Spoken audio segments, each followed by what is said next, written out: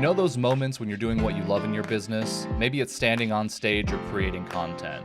Whatever it is, you're totally immersed and time just seems to slip by. This is called the flow state. At SpeakerFlow, we're obsessed with how to get you there more often. Each week, we're joined by a new expert where we share stories, strategies, and systems to help craft a business you love. Welcome to Technically Speaking.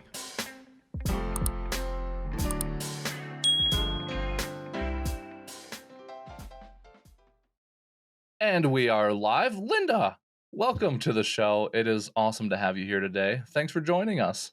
Oh, thank you for having me. It's wonderful to be here. Yeah, for sure. We're super excited for you to join us. This is one of the areas that Taylor and I both have lots of interest in and very little expertise. And so we're always happy when we can talk to somebody that really knows what they're doing here. We feel like we level up. I know our audience does too. So thanks for sharing your time. Oh, happy to be here. For sure. So we always like to do a little bit of research, kind of dig in before we kind of kick off into the meat of the show. And this actually came from a previous conversation that I think you and I had. But if I recall, you had a moment in time where prior to doing the marketing and the book writing and everything, where you were actually a part of Silicon Valley. Is that right? Oh, I am still part of Silicon Valley. Still I'm to sitting this right day. here in Silicon Valley. Yeah. Oh, so I didn't even know that. Yeah, I'm in Redwood City, so I'm just I'm between Oracle and Facebook. How's that for a location? Yeah. Sure. Okay. Holy You're cow. in Silicon Valley then. Right. Yeah. For sure. So did you work with clients in Silicon Valley back in the day as well? I did. Then? I started out on the corporate side. I worked for Sun Microsystems for a number of years and then left to go into my own business and work with everybody from Cisco and NetApp and SAP and I'm just trying to think who else, just a lot of larger companies and a lot of startups as well, smaller companies too. Wow. How'd you get into all of that? How did I get into that? I started working for Sun on the East Coast many moons ago, and then moved out here with them because the interesting stuff was out here, and did all kinds of marketing for Sun, and then decided I'd had enough of that, left and started my own consulting firm, and started working for a lot of Silicon Valley companies. And now I work for both tech companies, but life sciences and small companies and coaches and entrepreneurs and you name it, authors and speakers and whatever. So I've expanded, but that's where my roots are, kind of in the Silicon Valley tech world. Wow, man, that's so cool. That is a busy and fun and exciting type of world to be in. So I'm sure you got lots of good stories from that. It's a little, these days with things coming and going and layoffs and things, but it'll settle down. It's called the business cycle for a reason, and it will cycle and we'll come back up, and everything will be fine. Yeah, that's for sure true. So tell us how this segued into the expertise now. I mean, it seems like the main focus at this point is this authorship marketing maybe sort of lane. So can you sort of unpack how that background translated? So I've always been a writer. That's kind of my core competency. Even back when I was in high school and I was writing for I was editing my high school newspaper and those types of things. And a lot of what I did through the years and for corporate clients was writing and creating content. And I did other things too, branding and product launches and or corporate partnerships and all that kind of stuff. But what I started to realize was that so many people needed good content. And I did that for corporate clients. And I created content. And then I started to do other things. I wrote my own book, and people would come to me and they'd say, "Could you edit this for me? Could you write something for us? Could you edit for it?" So it started out just as a one or two thing, and then somebody told somebody else who told somebody else, and then it got into more, do more and more. So I started doing writing and then editing, and then it was like, well, you've edited it. Can you produce it so it looks like a book? Well, yeah, I know people. We can do that. Can we do an ebook? Yeah. Can we do an audiobook? Sure. Can you help me market it? Yep. And then on the other end, people said, I want to write a book, but I can't write, or I don't want to write, or I don't have the time to write. I don't know what to do. I said, can you talk me through it? Well, yeah. So we get on a Zoom call and I'd hit record and say, okay, let's talk about your book. And we would outline the book. So it's a lot of coaching and helping people through that. So I do the whole range of things now, from you have an idea for a book, but you don't know where to go, to people who say, I have a commercial publisher who's ready to publish me, but my work isn't ready to give to them. Can you just give it a review? To, okay, let's produce the whole book. So it's kind of basically I meet clients where they are. And if they want just a little bit of something, that's great. If they need more, we have people we can do that. Wow. Wow. Very You cool. know, what really resonates with me about that is that, like, to some extent, writing is a technical skill. Like, you have to know how to put things together in a way that's simple and conveys the message and captures the person's attention. And it's as much of an art as it is a science. And there's a lot of people out there that can do that. But you also have this extra element of helping people, like, probably know what they don't already know or get the ideas out that are really challenging. And so that's a dual skill set, you know? And I think ultimately that's what people want, you know, that whole saying, I don't know what I don't know, that exists because there are a lot of technical people that can do specific tasks if the tasks are outlined clearly, but not everybody even knows what that should look like. And so sounds to me like you're sort of filling both slots there where you're helping people unpack the vision and then also execute on it. Yeah, exactly. And what I tell people is there is not a selfie stick long enough to get enough perspective on your own work. So you can write, even if you're a great writer and you're a great editor, you can't look at your own stuff. I can't edit my own work either. So you need someone to come in with a fresh perspective. And what I do, because I've been in business, because I run an association for consultants, Society for Management Consulting. I've been around, the Silicon Valley world. I've been around business for a while. I know what the audience is. So you tell me who your audience is, and I look at your work from that perspective. So I don't just edit and here it is and throw it over the wall, but I look at it and I say, okay, if I'm your target audience, I have a question about chapter 4. I got 1, 2, and 3. 5 is okay, but chapter 4 seems to be floating in there. What's going on here?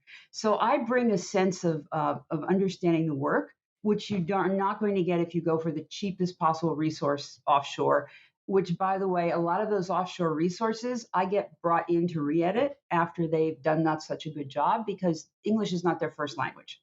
And American English is not their first language in a lot of cases. And therefore, you're reading this, you're going, that's not quite right. So you get what you pay for. You want to go cheap, you can do that. You want to get someone who can add a little value, you can work with someone like me. Yeah, for sure. Well, I think this segues nicely into a question that we had lined up for you. But, after some conversations and obviously hearing this, you really tend to take this like holistic approach to understanding the client's businesses to then incorporate that into the editing. What made you realize that that was an important component of the editing process, and why stick to it rather than Well, just this like is focusing on the book itself? Let's say. because I think for the most part, and I hate to break anybody's bubble here, but 99% of us in the business world are not going to either pay our mortgages or put our kids through college or go on vacation with the proceeds of our books. We're not going to be, Dan Pink, and we're not going to be Malcolm Gladwell. We're certainly not going to be J.K. Rowling, right? So we're not here to make millions of dollars selling books. We're here for something else. And it's usually to build your business. And if you're going to build your business, you need to have a book that's going to tie in and relate and adjust to what someone's doing. I had a potential client call me yesterday, actually, and she had an opportunity to do an ebook and she wanted to do this. And I just could not, we talked for about a half hour. I could not figure out how this tied into her business. And I finally said to her, I don't think this is the right thing for you to do right now because you Mm, want to write this book that would be interesting, but the audience for that book is very different than the people who hire you. And I don't see a crossover. You're going to put a lot of time and money in this, which is lovely if that's what you want to do, but understand it's not to do with your business. So I think I successfully kind of deterred her from writing a book that she would have put time and money into and not gotten much out of. So sometimes I do that. I tell people don't do it. And sometimes they listen, sometimes they don't. But my goal is to make sure to help you. And I only take on projects that I have an interest in and on topics that I feel like I can add value. So it's business topics, social, kind of things going on in the world from a social perspective, in the news, what we call self-help, which is really not self-help if you have a book, but, memoir, things of that. I'm not doing anything academic, nothing about the history of Western civilization or anything of that nature. Someone else can do those things because I want to be able to add the value where I can come in and help you understand how this relates to your business. Yeah. Well, the specificity of the services that we provide are the most important thing. In fact, Taylor and I say all the yeah. time that you can tell the most seasoned experts because they have the most specific thing that they've defined that they're really good at. And there's lots of reasons for why that's useful, but I love that you're clear about that because you have the background where you could just say I could help anybody with anything, and there's probably some warranted background to support that, but you've been clear about who you best serve. So, and just so happens that that's our audience. So audience, listen up, because this is Yeah, my right. specialty. Yeah. So, Yeah. No, Serendipity. that's so why we're here. Yeah. I have kind of a pointed question for you here. So we this is just a thought that's bounced around in my head, and so I did some googling about this just to confirm whether or not my assumption or intuition about it was correct. But it sounds like overall, over the last 10 years, and definitely if you go back 20 years, like the number of people that are actually reading, especially in the nonfiction world, isn't going up. It's been going down, according to a lot of polls. Like, I don't think the change is monumentous. It's like 7%, I think, or something over the last 10 years, according to some .gov site that I was looking at. So if that's the case, and certainly I think it's easy to look out into the market today and see that there are other mediums that are picking up dramatically, hence the TikTok phenomenon, for example. So why do you think that a book is relevant in the world moving forward? It's an interesting. I hadn't seen that statistic, but I can understand it. Makes sense. And there's another statistic which says more books are being published now than ever in the history of the world. So Huh. people may be reading less, but we're publishing more. And interestingly enough, even though ebooks have taken off to a certain degree, printed books have not gone away. Yeah, we had predicted that there were all these predictions that printed books were going to die, and we're all going to run around with a Kindle or something. And we may have our Kindle or our app on our phone or whatever, but then people go and they buy the printed book. So I think what that says is more books are out there, less people are reading. Therefore, you have to be even better about standing out. And people do want books because they want credibility.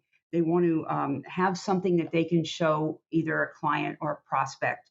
They want to have something they can give out that shows their expertise. So lots of good reasons for having a book, and it does establish you as a thought leader and an expert. But a book by itself, it's not. If you build it, they will come. If you publish it, they will come. Not necessarily. So one of the things that people have to understand is I tell people, when you launch a book, you're not done. If NASA launches a rocket, they don't say, "Hey, we launched it. Let's all go home." They say, "We launched. Now our work begins. We need to make sure it orbits and it lands safely." Right. So the launch is just the beginning.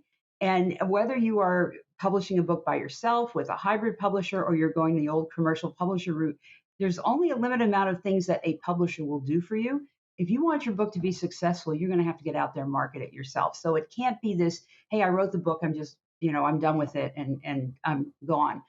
So before you put the time and energy into writing a book, think about something that you want to spend a lot of time with, that you have expertise in, that you can say something new. I mean, there must be 10,000 books on leadership out there and more being published every day. If you are going to be the 10,001st book on leadership, say something different. Take a different perspective, because otherwise I don't want to read it. So you need to have something fresh to say. You need to be passionate about it. I'm going to presume, if you're listening to this, that you are an expert in your field. So you are good at what you do. So that's kind of an assumption to start with. And there needs to be a market. There needs to be people that are willing to say, "I want to find out about that." So if you have something about some esoteric topic that you have an interest in, that's great. Maybe you self-publish and you publish a few hundred copies and that's it. But if you really want to do a book for your business, make sure it fits all of those criteria. Yeah. Really sounds like there are two components here. Like, first, we've got to write something that sticks out, and then we got to put the effort in after it's launched to actually, get it into the hands of the right people so that it, kind of performs for us. Absolutely.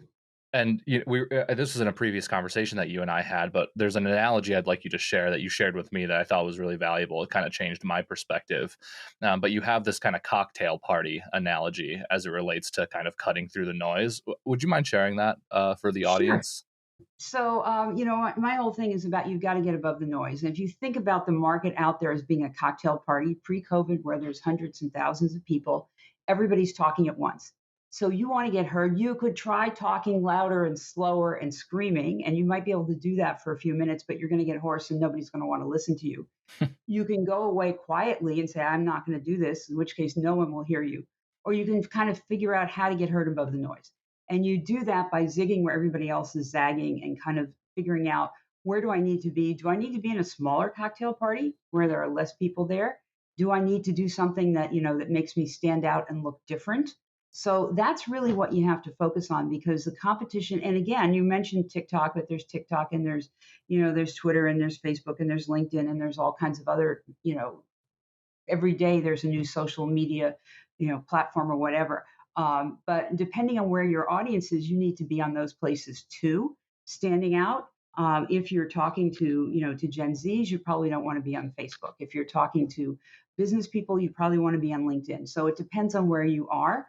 But you need to be thinking about, how am I going to be different? Because you can be the best in the world at what you do, but if people aren't finding you and talking about you and making the assumption, hey, you ought to go check out what she's saying or what he's saying, it doesn't matter how good you are. You have to stand out above the noise. Yeah, that analogy is amazing. So I have this like visualization in my head of being at a giant cocktail party, right? And I'm trying to get a message out there. It seems to me that like the approach that I would take is you start talking to people one on one and build a relationship, see what they're all about, see if we can make them laugh, do the things to become likable, right?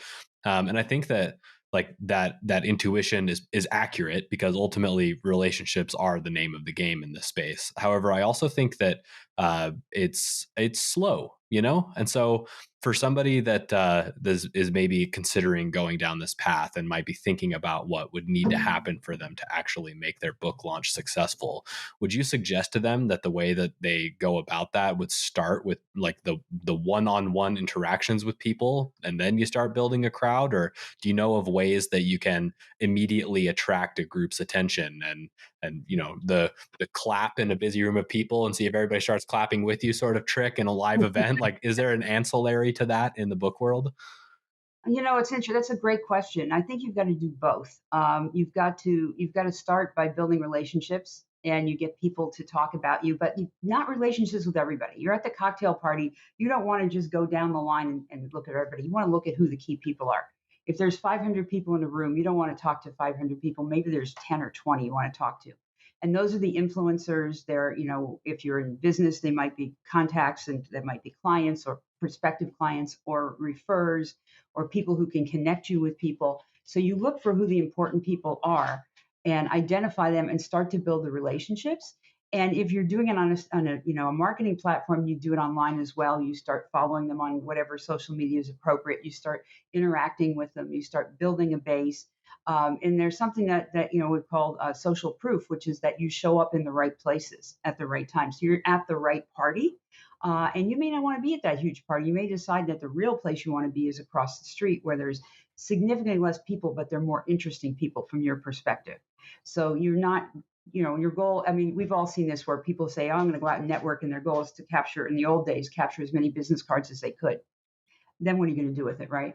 But you're better off meeting 5 really interesting people who can help you. And maybe they have a podcast, maybe they have a blog, maybe they've written a book, maybe they can get you speaking opportunities. You're better off with that than getting 100 names that are who knows who they are. So you do that. But you want to build your platform, whether you're publishing by yourself. If you're going to publish with a commercial publisher, they will insist you have a platform. So where are you speaking? Where are you publishing in terms of, where are you posting things? Where are you connected? Who do you know? That kind of thing. So you want to start doing that kind of in conjunction with creating a book. And so when the book comes out, it's not like, oops, here we are, let's just unveil everything at once. And you also want to tell people, book, whether you do it yourself or you do it with a commercial publisher, it doesn't happen overnight. Even from the minute that you say, hey, I'm done writing it, there's a production time and time to get it out there. That's not sit back and put your feet up. That's where you say, I need to do some work. I need to tell people the book is coming. I need to get the cover of the book and say, hey, here's the book cover, and I'm the author of the forthcoming book. So you need to own the fact that you're the author and start telling people and start building all of that buzz long before the book gets out there and it's physically available. Yeah, that's great advice. I'm curious, like once the book is launched, I mean, from your own marketing background, like what do you see the most successful people do? Well, and let's take an assumption that this is the first book somebody has written. Maybe they don't have any at bats prior to this to kind of bolster their launch of another book. So let's say somebody's starting from ground zero and they have a book now and they want to start marketing it, getting it out there. What are some of the things you've seen that go really well for people when it's time to So start I promoting it? I have seen some people who've done some incredible work in what they call building launch teams, where it's friends and family and colleagues and friends of friends, et cetera. And they let people know in advance, I'm going to be launching this book. I want you to be part of my team. I obviously they have to be people who have an interest in the topic. I mean, yeah, you can get your mother and your grandmother, but beyond that, you want to have people that say, oh yeah, I'd like to learn about such and such a topic. And they start kind of nurturing this group before the book is out and saying, hey, we're going to have a launch party. We're going to have this happening. I have bonus content and I'm going to give it only to my team, or I'm going to do a webinar just for you. And in return, I'd like to have a review. I'd like you to pass this on to other people. I'd like here are some social media posts that you can use because or I guess they say the percentage or the likelihood of someone actually posting something about you goes up dramatically if they don't have to think about it themselves. If you can say, here's a post for LinkedIn, here's a post for Facebook, here's a short audio clip or video clip you can put on Instagram. So if you do those types of things and you make it easy, and then you kind of keep nurturing this community and offering them value, those books have done really well. And some of them are in crowded spaces. So that's how the authors stood out, was by continuing to do that. If you're going to put your book on Amazon, which is really where it's the Google of books, right? It's the directory for books. You want to be getting reviews. That's kind of the kind of the currency of the realm in Amazon, and you want to have at least 50 reviews because Amazon doesn't pay attention to you unless you're 50. 100 starts to get you another level above that. It's great if you can get more. To get 50 reviews, you probably have to reach out to 200 or 300 people at least, because even with people with the best of intentions say, hey, I'm going to write a short review on the book, something happens, they're busy, they forget, they can't think about what to write. So so if you can help kind of nurture that process, that helps you to stand out. And again, just saying you're an Amazon bestseller for a day or something, yeah, that's a nice ego thing, but it's not that so much as it helps to build credibility for the book. So when people go, they look and they find it, and they see you and they see the reviews, and they don't have to be 5-star reviews. Getting a 4 or 3 star is actually not bad because it makes people say, hey, that was an honest review. But you want to get the reviews out there. You want to get people talking about the book and building buzz. And so that's all extremely important. Yeah. Do you feel like it's even possible to have a successful book launch and thereafter book sales without Amazon at this point? Only if you are in a very specific niche area and you don't really care about commercial sales. So for example, if you were creating a medical textbook that you were going to put through universities and medical schools, or something related to academics like that, you probably would be okay not to do it. But at this point, Amazon, it's like saying, could we have a search engine and not have Google? I mean, you should be there. And whether or not you ever sell dozens or hundreds or thousands of copies, it's there. It's a credibility booster, and that's where people go for books. Do they go to Barnes and Noble? Maybe a little bit. Do they go to some independent stores? Yes. So you can be in those places as well. But Amazon is really the big gorilla in the room. Yeah, I don't that think I makes bought a sense. book from anywhere other than Amazon in a long time. So Yeah, that's Good exactly. point. logically makes sense to me. Anecdotally, that makes sense to me. Yeah. So I think like honestly, this leads me to maybe the biggest question that I have for you, Linda. And that's like setting people's expectations when they write a book. Because I think there's these grandiose ideas sometimes that happen where the publish it and they will come sort of mentality to Mhm. some degree. And so maybe like the average would be helpful, but even from the perspective like if somebody was working with you and did everything right as it related to the book launch and did all the work that they possibly could, like what should somebody's realistic expectations be on the outset of that? So I think one of the things I do is I start asking authors, why are you writing the book? And if it's like, well, I want to write a book because I think it's a good thing to do. Okay, fine. But give me a little bit more. Well, I really want to, write a book and sell a lot of copies. Then we go back and say, is this realistic? So why are you writing? If you're writing the book because you want credibility, because you have an expertise you want to share, because you want to build your business, you want to have something to give to clients and prospects. Okay, then we say, what does success look like? And success to me, yeah, we can run some promotions that will get you to the top of Amazon in a very specific category for a day or two. And you can say Amazon bestseller, new book, whatever.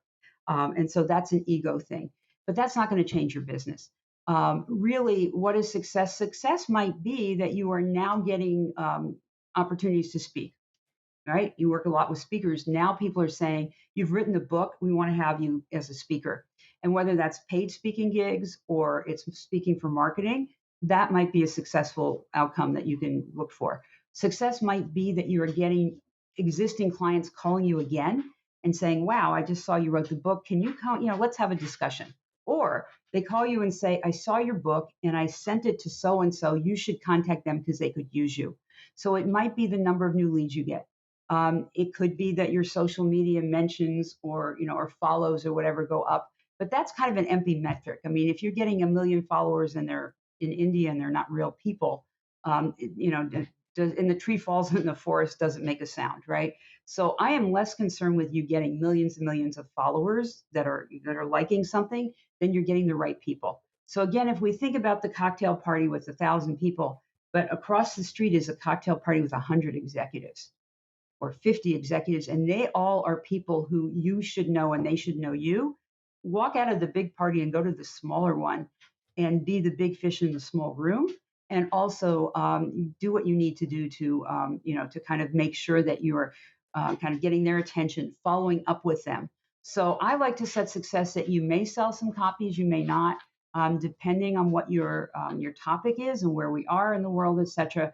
But it's not about number of copies sold. It's about what the book does for you and your business moving you forward. Yeah. Heck yeah. Those are brilliant expectations.